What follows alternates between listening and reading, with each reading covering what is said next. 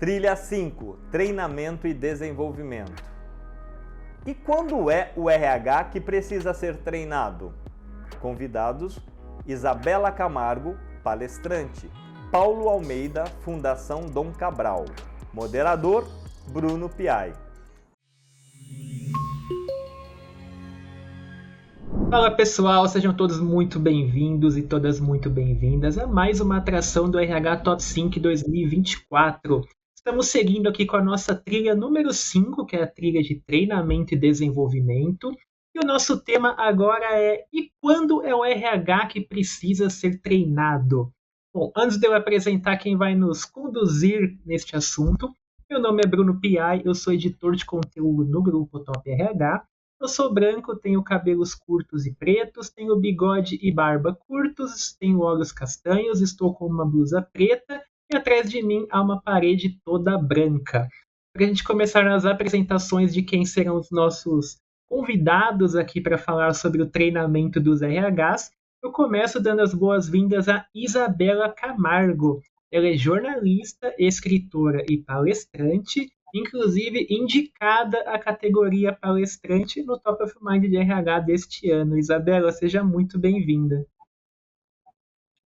Muito obrigada pelo convite, eu estou bem feliz em estar aqui com todos vocês. Eu sou uma mulher de pele clara, cabelo preto na altura dos ombros, e estou usando uma camisa branca e espero compartilhar o maior número de informações para a gente promover a mudança que tanto queremos. Show de bola! Trago também aqui a conversa o Paulo Almeida. Ele é professor e pesquisador da Fundação Dom Cabral. A Dom Cabral este ano foi indicada na categoria de Educação Executiva. Professor Paulo, seja muito bem-vindo. Obrigado. Eu sou Paulo Almeida, eu sou o professor titular da Fundação Dom Cabral de Liderança e Gestão de Pessoas, sou também o diretor do Núcleo de Pesquisa e Desenvolvimento em Liderança e Gestão de Pessoas e atuo bastante em company. É um prazer estar aqui, eu sou um homem também de pele branca, sem cabelo no caso. Estou com uma t-shirt preta e com uns óculos de aro preto também e tenho um pouquinho de barba. E é um prazer estar aqui, não é? Representando a Fundação Dom Cabral, entre as 10 melhores escolas de negócios do mundo, não é? A quinta melhor do mundo em programas abertos, programas de treinamento de gestão de pessoas e a melhor, considerada a melhor escola do mundo, não é? Em primeiro lugar, ao nível de customização de programas in company pelo ranking do Financial Times de 2024. Então, é um prazer estar aqui, uma honra, claro, estar aqui representando a Fundação Dom Cabral e estar aqui também com vocês, em particular com a Isabela. Perfeito, professor, seja muito bem-vindo. Bom, já no embalo da sua fala, então, eu queria começar aqui as perguntas da nossa conversa. Bom, antes da gente falar sobre como treinar o RH, eu acho que é muito importante a gente destacar o que deve ser treinado no RH, de quais habilidades nós estamos falando, quais são hoje as principais virtudes que um bom profissional de RH precisa ter para o desempenho da sua função. Eu queria começar com você, professor, falando um pouquinho sobre quais são essas skills hoje.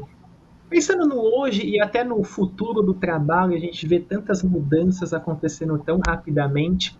O que não pode faltar hoje para um profissional de RH? Obrigado pela pergunta, uma pergunta bem interessante. Nós temos um programa na Fundação Dom Cabral, que eu agora faço a coordenação técnica desse programa, que se chama Programa Avançado em Gestão e Organizações. E esse programa, que no passado se chamava RH AAA, é um programa em parceria com a Associação Brasileira de Recursos Humanos. Eu acho que na renovação que nós estamos fazendo nesse programa, eu acho que ela é um bom exemplo daquilo que são hoje as principais habilidades que a gente quer desenvolver num profissional de RH e que tem que ver com algumas que são, eu diria, mais clássicas, mas outras que, eu diria, são fruto das últimas mudanças. Aquelas clássicas, não é? A gente sabe que quem trabalha em RH vai, inevitavelmente, ter que usar de inteligência emocional, envolve essa capacidade, não é, de gerenciar as próprias emoções. Vai ter que ser alguém que tem, a um dado momento, uma capacidade para gerir conflitos, para comunicar eficazmente, não é? E eu acho que essas 3 competências, para além, claro, de ter um conhecimento, no caso do Brasil, da legislação trabalhista, não é? Mas seria o mesmo em Portugal, de onde eu vim há 6 anos para a Fundação Dom Cabral. Estas seriam 4 competências, eu diria, básicas, mas tem outras hoje, não é? Nós estávamos fazendo a nossa audiodescrição, então, competências em diversidade e inclusão, que é um dos temas centrais de um RH de hoje, não é? Que ajudar a própria empresa ou outras empresas a criarem um ambiente inclusivo onde todas as pessoas se sintam valorizadas e respeitadas. Esse é um ponto hoje que eu acho que o RH pode e deve fazer a ponte, vamos dizer assim, entre aquilo que se faz de melhor lá fora no mundo e a empresa ou a organização onde ele atua. Tem um outro ponto que são as competências digitais e tecnológicas. O RH tecnológico, quando a gente vê hoje a utilização de plataformas ou até de microaplicativos para fazer, por exemplo, uma avaliação do desempenho em tempo mais real e que muitas empresas têm usado, é outra. E eu acrescentaria aqui uma sétima, que é a habilidade ou a capacidade de trabalhar com dados e com Big Data. Nós começámos recentemente, também foi algo que eu ajudei a desenvolver na Fundação Dom Cabral, algumas aplicações, são ainda quase experimentos, há alguns momentos, com o uso de inteligência artificial para auxiliar o RH no processo de tomada de decisão ou ter um conhecimento ainda mais, eu diria, personalizado e individualizado dos colaboradores. Nós temos um laboratório que se chama TreeLab e no contexto desse laboratório nós desenvolvemos esse quase experimento, né, de aplicação de inteligência artificial à gestão de pessoas e essas habilidades em análise de dados que eu vejo o RH, no geral, carente, mas com muita vontade, eu diria que é uma competência hoje essencial para o RH. E tem algo que é um wrap-up de tudo isso, que eu acho que deve fazer os RH, as pessoas que lidam realmente com a gestão de pessoas, refletir. Eu sei que não é uma reflexão fácil, até é um pouco provocadora, mas que tem que ver com qual é o papel do RH, não é? Na estratégia da empresa e quanto é que o RH realmente consegue ser mais do que um business partner, não é? Mais do que um BP, um parceiro de negócio. Eu acho quanto é que o RH realmente consegue estar do lado do CEO ou do C-level para ajudar a definir as políticas e a estratégia da própria empresa. Então, não correr atrás, mas ser realmente um parceiro do C-level na co-construção dessa estratégia da empresa. Eu acho que estas são competências e é um posicionamento estratégico essencial para os RH de hoje, não é? Se posicionarem e demonstrarem o valor que têm nas empresas. Estamos falando de empresas que talvez tenham um RH já um pouco, entre aspas, mais evoluído, que é uma discussão que nós temos ongoing na própria Fundação Dom Cabral. Mas eu acredito que essas competências são importantes e transversais. Eu hoje conheço muito bem o Brasil e a realidade das empresas brasileiras, já atuei em mais de 100 empresas e com mais de 10 mil lideranças. Conheço bem a realidade brasileira e eu diria que isso é transversal. Este tipo de necessidades, elas são transversais ao Brasil enquanto país. É muito interessante isso que você traz, professor, porque você lista habilidades digitais, você lista as chamadas soft skills, né, habilidades comportamentais. Nós aqui que trabalhamos com RH, aqui no grupo, a gente consegue ver isso muito bem encaixado quando falamos de um RH mais estratégico, de um RH que está um passo mais avançado dentro das empresas.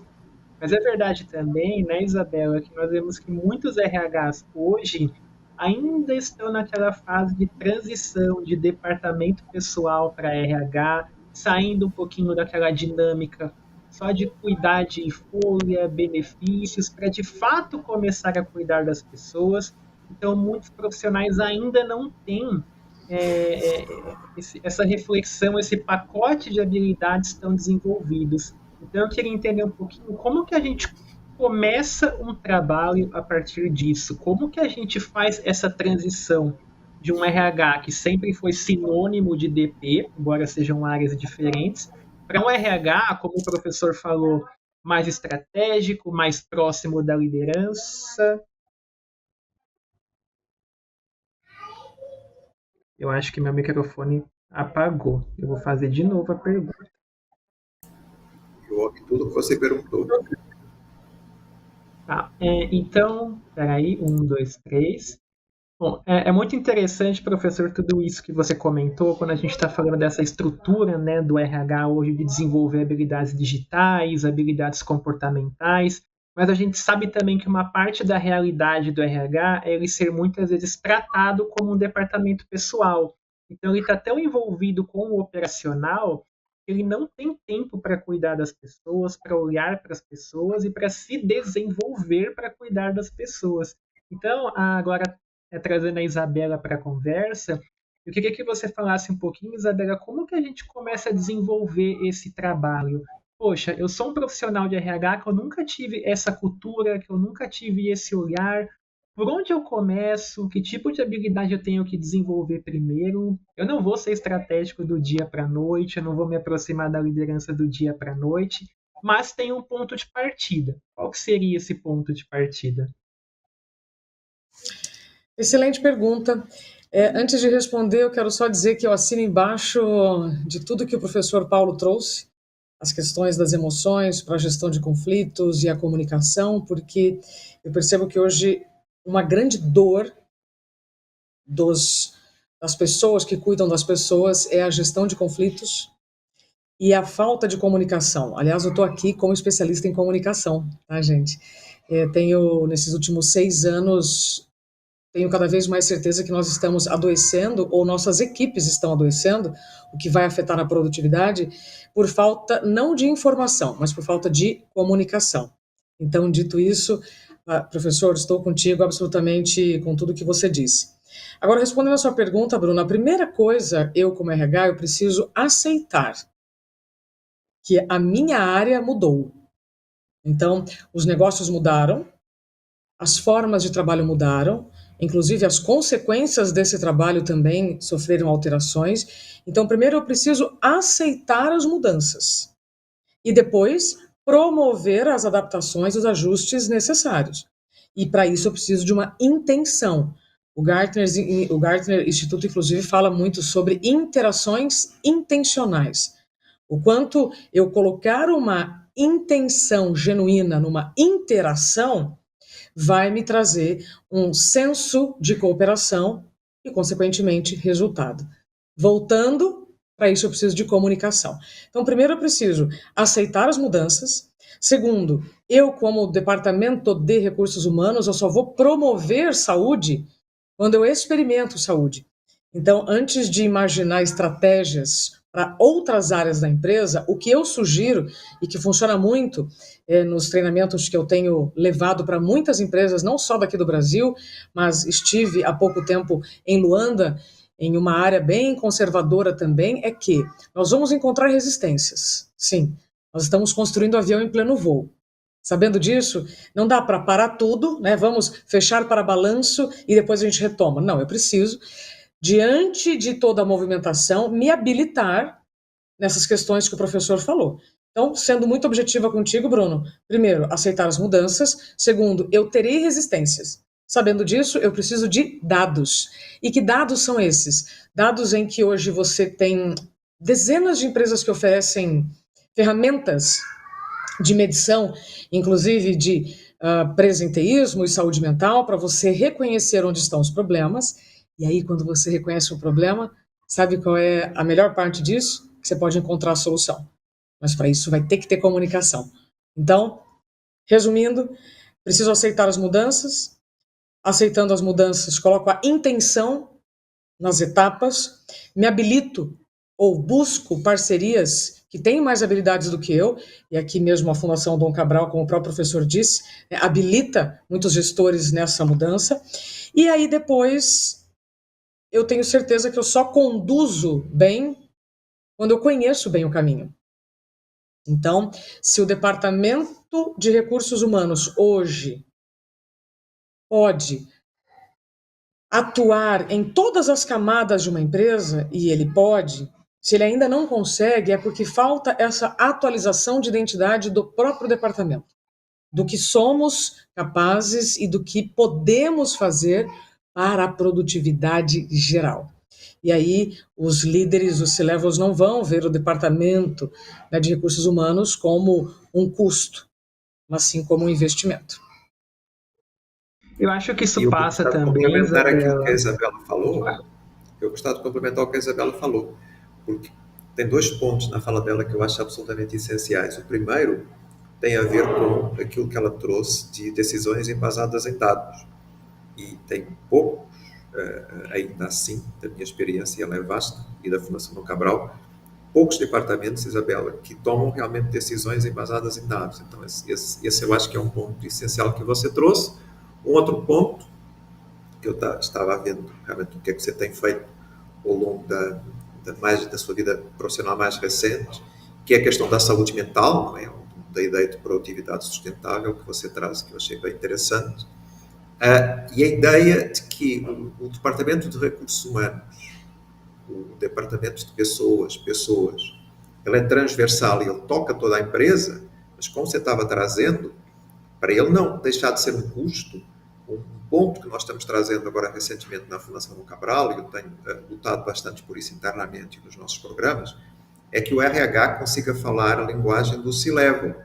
E geralmente, como a gente sabe, Bruno, as pessoas que chegam em CEO ou no C-Level, mas em particular em CEO, têm um background de finanças. Se o RH não consegue conversar e dialogar, um pouco como a Isabel estava trazendo, mas com essa linguagem de finanças para entender e para discutir o que é que realmente não é custo e que é investimento e que traz retorno, fica difícil o RH encontrar o seu lugar e realmente ser um parceiro estratégico com todo o poder que ele tem, como a Isabel trouxe, comunicação, ser transversal a toda a empresa. E realmente se fazer valer em questões, e depois tem uma questão que eu acho que é mais polémica, que é, quando a gente fala de saúde mental, quando a Isabel fala de saúde mental, e bastante, e tem realmente muitas ferramentas para medir isso, acho que o RH tem que ser ele próprio a começar por dar o exemplo. Não é? Então, eu tenho que ter os meus próprios profissionais de RH cuidando da sua própria saúde mental e sendo também um exemplo dentro da empresa. E nem sempre isso acontece. O RH também tem que ser um espelho daquilo que seriam os comportamentos saudáveis na própria empresa. E esta, embora sendo uma questão polémica, eu acho que ela é outra questão fundamental para tornar o RH relevante ou mais relevante numa empresa. Inclusive, Pode falar, professor, Isabel. Bruno, adorei, professor, quando você me ajuda a falar dos dados, porque a gente não precisa fazer mais nada por achismo. Eu não preciso ter medo mais de certos assuntos, porque eu já tenho ferramentas que me dão dados. Eu gosto de trazer aqui um exemplo do termômetro, tá?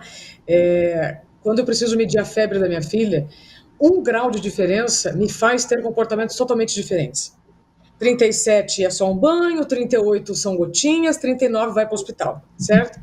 Ou seja, dentro da empresa, eu preciso medir a temperatura, eu estou falando agora de ânimos e produtividade o tempo inteiro de milhares de pessoas. Então, eu consigo usar um termômetro, eu consigo usar uma ferramenta que vai me trazer esses dados, que, junto com outros dados que a empresa já tem, com afastamentos, com uso de plano de saúde, eu posso atuar em prevenção.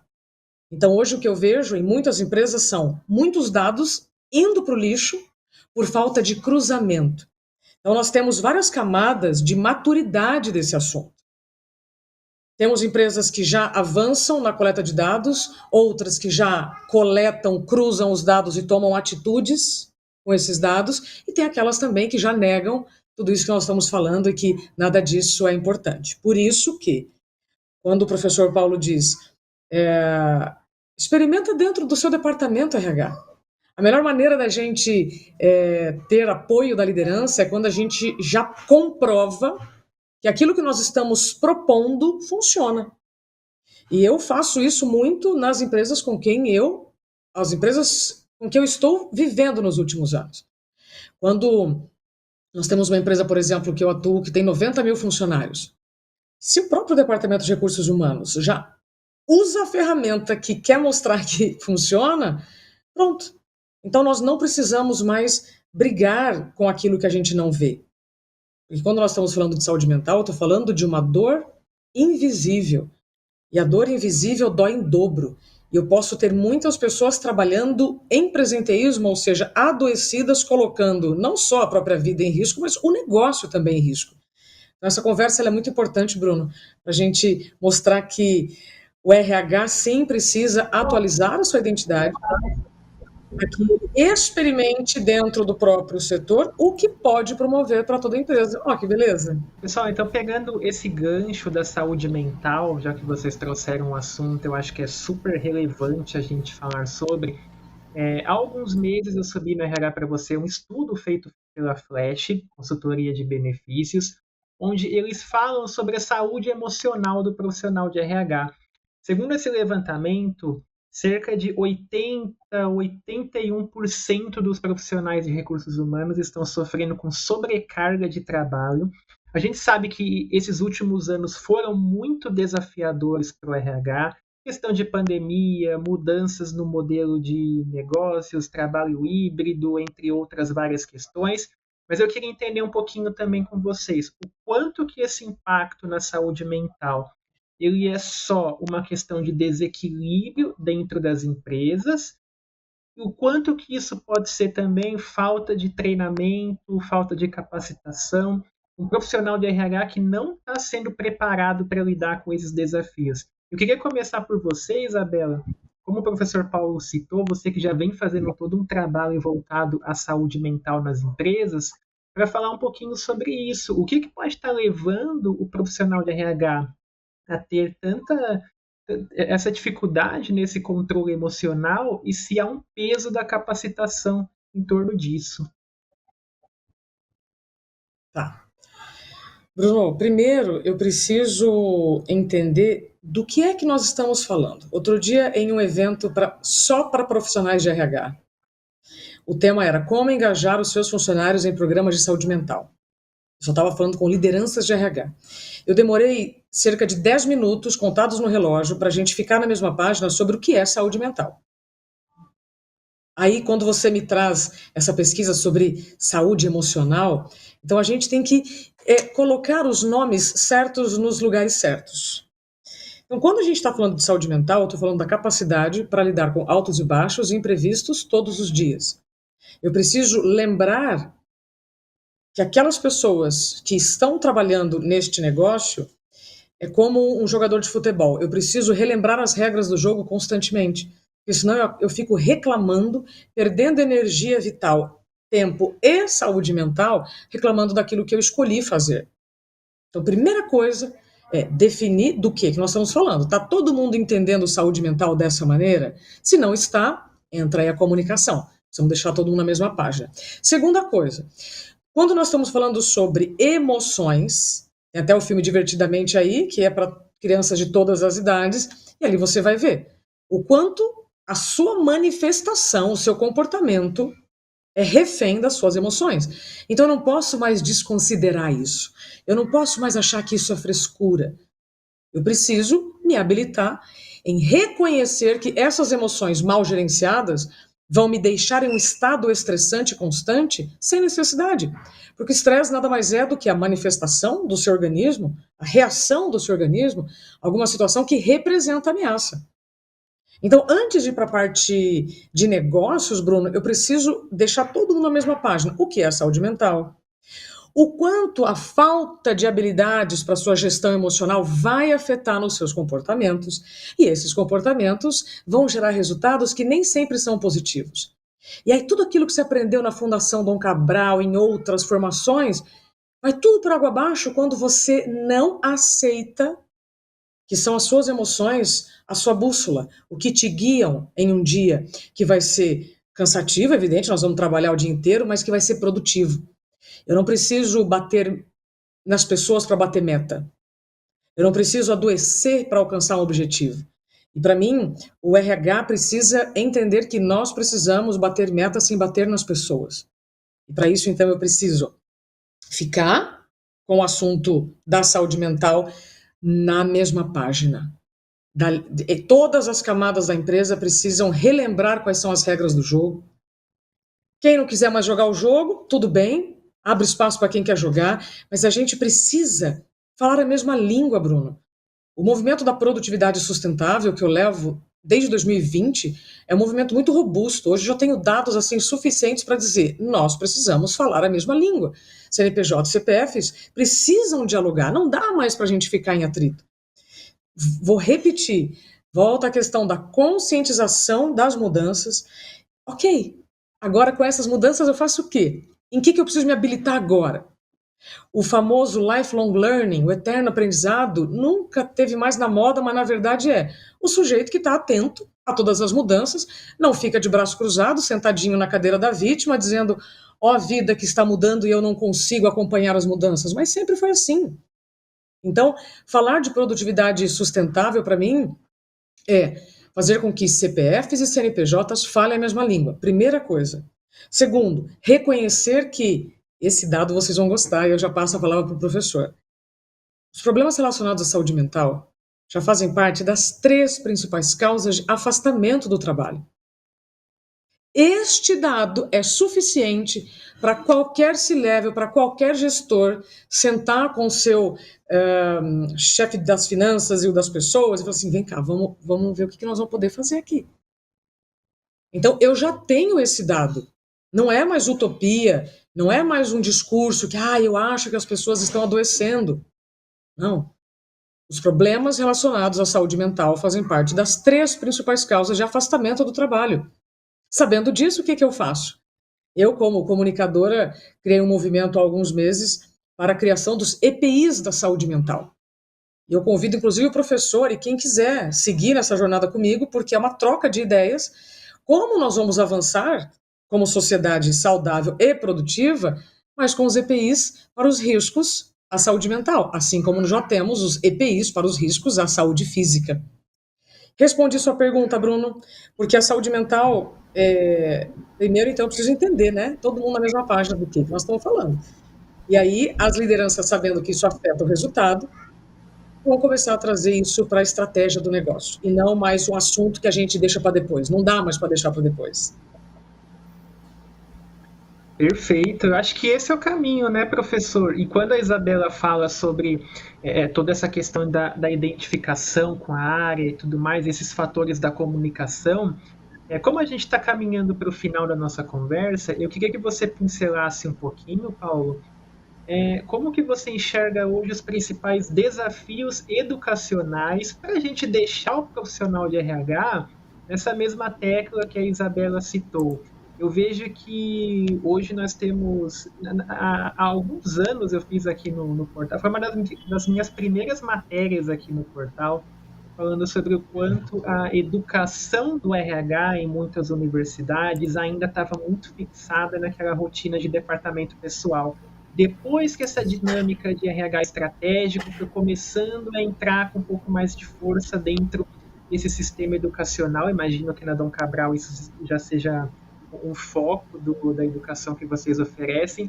Eu queria que você falasse um pouco disso, então, os gaps que a gente identifica na educação do profissional de RH e como corrigi-los. E também, se essa responsabilidade da capacitação deve partir sempre do próprio profissional ou se a liderança, se a empresa deve ter uma atuação um pouco mais ativa nesse sentido. Bom, obrigado, Bruno. São muitas questões. Eu vou tentar ser sintético e falar assim, de 3 coisas, 3 pontos que eu acho que são essenciais aí. Primeiro ponto, o distanciamento entre a teoria e a prática. Uma coisa é aquilo que eu posso achar que as empresas precisam e tentar ser prescritivo. Uma coisa que os meus 6 anos de Fundação Dom Cabral e os quase 50 anos de Fundação Dom Cabral no país nos ensinam, e nós atuando e influenciando, não é, com enorme prestígio e com enorme reconhecimento sempre, não é, de novo, não é, sendo reconhecidos como a melhor do mundo em customização agora, a 5ª melhor em programas customizados e programas abertos, tendo o 2º melhor corpo de professores do mundo pelo ranking do Financial Times, ainda com todas essas credenciais e sendo realista, há um distanciamento entre teoria e prática.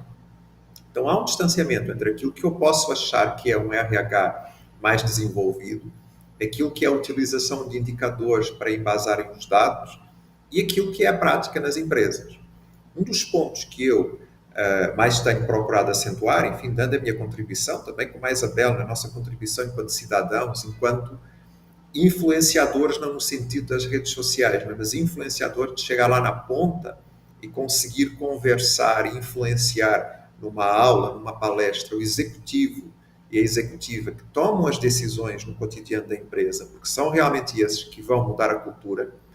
Esse é um dos principais ensinamentos que eu levo e que hoje me norteia a minha ação na Fundação Dom Cabral.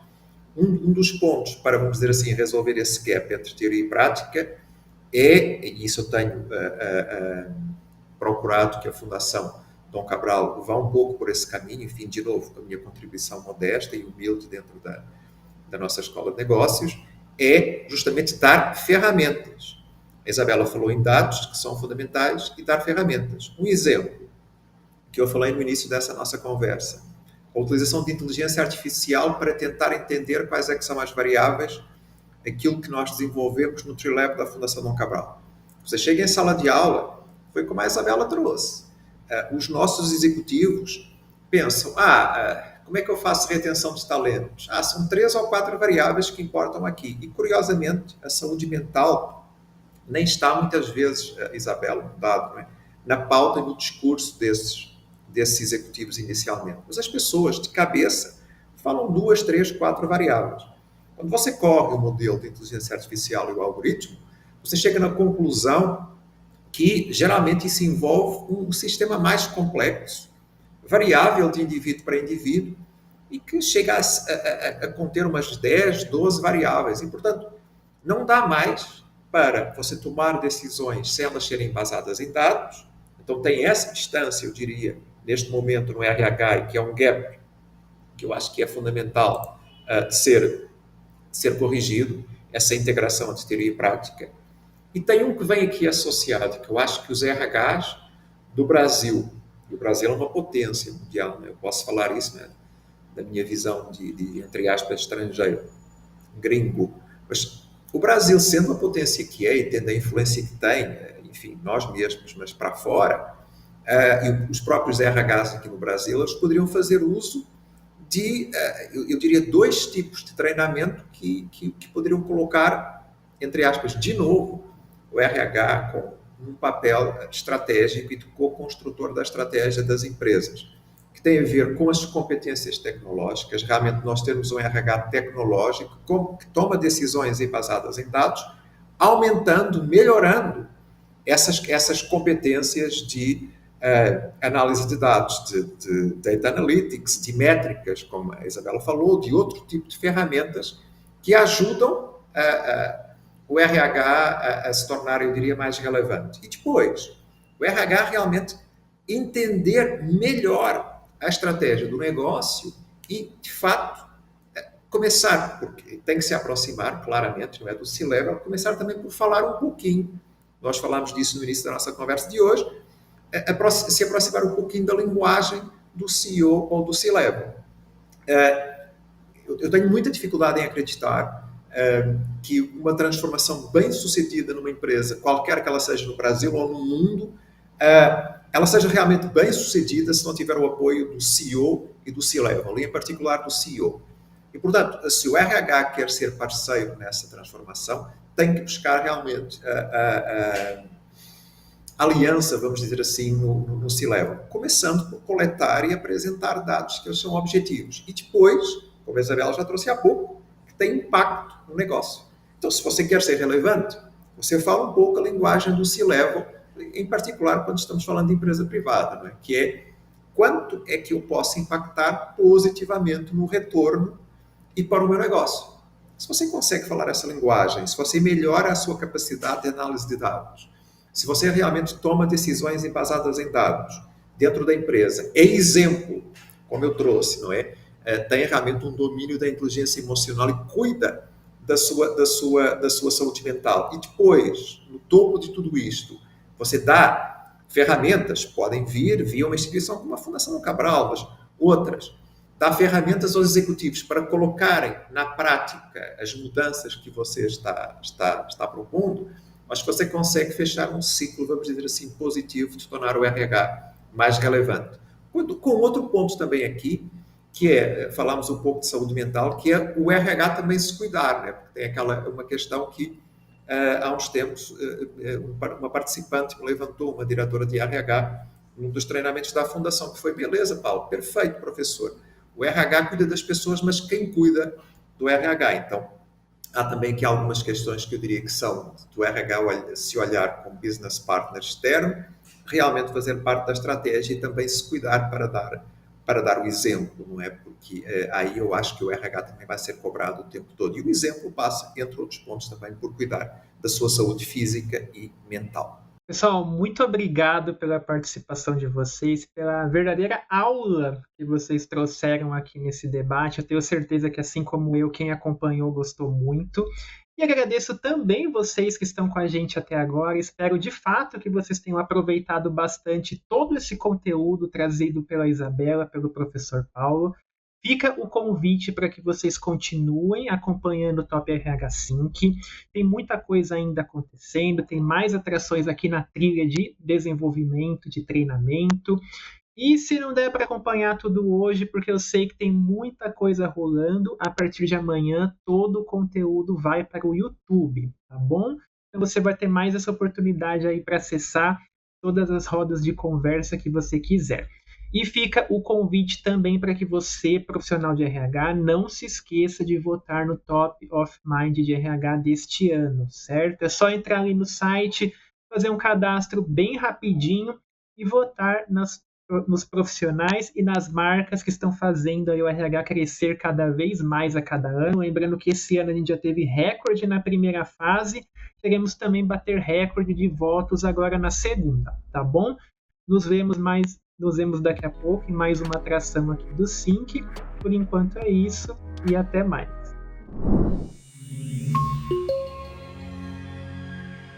As votações para a edição 2024 do Prêmio Top of Mind de RH terminam no próximo dia 30. Acesse, inscreva-se e vote! A entrega do Prêmio Top of Mind de RH 2024 acontecerá no dia 24 de outubro, a partir das 17h30, no Tóquio Marine Hall. Adquira seu ingresso com antecedência.